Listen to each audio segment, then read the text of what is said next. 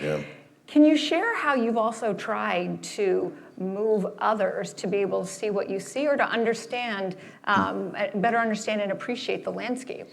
Yeah, look, one of the greatest privileges of being in interracial relationship in particular is that I get to feel that discomfort often when I get a blind spot called out. And I think one of the biggest advantages to being in rooms with folks who are not like you, assuming you've got a candid, honest, loving relationship, is you get a bigger perspective, a better perspective on the things you see and the things you don't.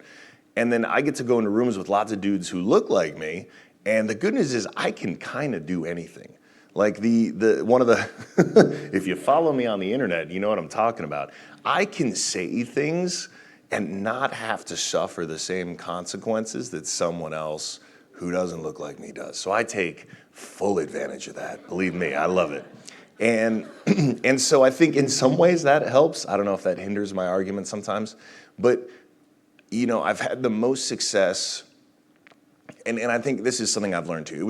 It was easy for me to go into some of these spaces 4 or 5 years ago and pretty quickly, like I said, feel quite dejected.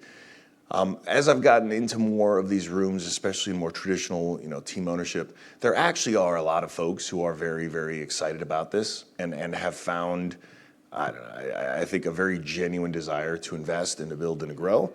And then, look, my job is, and we talked about this backstage, to try to put more and more women in particular in positions where they are then in the rooms themselves. When they are, you know, it's funny, even, you know, my founding partner at 776, Caitlin Holloway, who like really was the linchpin behind the Reddit turnaround. We've worked together now a decade. It's wild. I mean, she's the one who has to endure it, and she does a great job of it. But the things that I see, even when we're together, in the way that she's treated versus how I'm treated, is it's so eye-opening for me, because we're still going into rooms, especially in, you know, all things traditional sports and related, where she's not really afforded any sort of degree of the credit that she deserves or the respect that she deserves, and it shows that there's work to do. But I still believe so strongly, the more amazing women that I can either fund or support. Look at Midge Purce, who's still an active player, just won the championship coming off an ACL now and back in season for Gotham on the national team for the U.S. You know, she had an idea for a reality TV show that was like The Real Housewives, but with like actual athletes, professional athletes living together and training together for an off season. And I thought it was a great idea. Neither one of us knew anything about building a production company, but I had a few $1 million to invest, and I believed in her, and so she CEO'd it. We shopped it around, no one wanted it.